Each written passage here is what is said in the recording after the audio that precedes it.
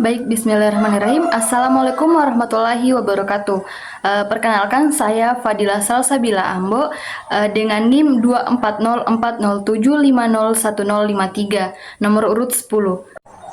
Baik, saya akan menjelaskan mengenai materi yaitu frasa. Nah, yang pertama adalah pengertian atau definisi frasa. Frasa adalah gabungan dua kata atau lebih yang membentuk satu kesatuan makna, tapi tidak memiliki predikat. Frasa hanya berfungsi sebagai bagian dari kalimat seperti subjek, predikat, objek, atau keterangan. Selanjutnya ada ciri-ciri frasa. Yang pertama yaitu terdiri dari dua kata atau lebih. Yang kedua tidak memiliki predikat. Yang ketiga memiliki satu makna kesatuan. Dan yang keempat dapat menggantikan fungsi kata tunggal dalam kalimat. Selanjutnya ada jenis-jenis frasa. Yang pertama berdasarkan kelas kata intinya. Nah, frasa dibagi berdasarkan kata inti atau kata utama yang membentuk frasa tersebut. Yang pertama adalah frasa nominal.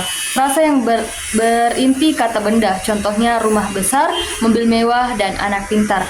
Penggunaan dalam kalimat seperti saya tinggal di rumah besar atau dia membeli mobil mewah kemarin. Yang kedua ada frasa verbal atau frasa yang berinti kata kerja. Contohnya yaitu sedang belajar, akan pergi, dan telah selesai. Adapun penggunaan dalam kalimatnya seperti adik sedang belajar di rumah dan kami akan pergi ke pantai besok. Dan yang ketiga ada frasa adjektifal atau frasa yang berinti kata sifat. Contohnya adalah sangat cantik, lebih baik, dan amat tinggi. Penggunaan dalam kalimatnya dapat berupa dia sangat cantik dengan gaun itu dan hasil ujianmu lebih baik dari sebelumnya. Dan yang keempat ada frasa adverbial atau frasa yang berfungsi sebagai keterangan. Contohnya yaitu dengan cepat, secara mendalam, di pagi hari. Penggunaan dalam kalimatnya yaitu seperti dia berlari dengan cepat atau kami belajar secara mendalam tentang frasa. Dan yang kelima adalah frasa proposisional atau frasa yang diawali dengan kata depan. Contohnya yaitu di rumah, ke pasar, dari sekolah. Penggunaan dalam kalimatnya seperti kami pergi ke pasar pagi ini.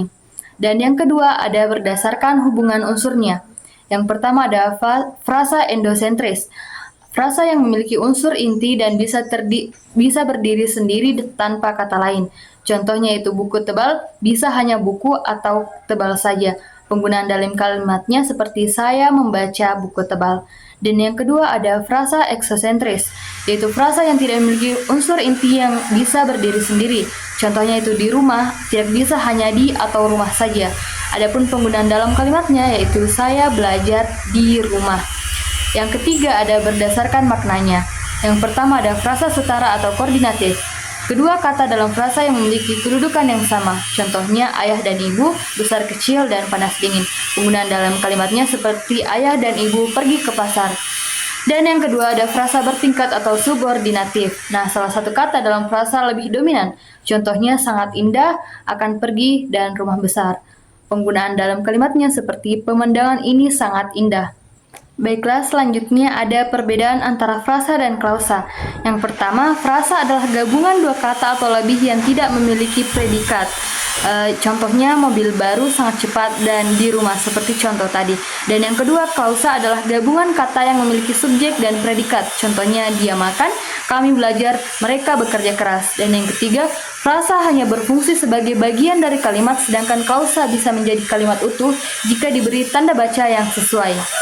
Selanjutnya ada pun contoh penggunaan frasa dalam kalimat, yaitu yang pertama adalah frasa nominal. Saya membaca buku tebal. Yang kedua frasa verbal, dia sedang bermain di taman.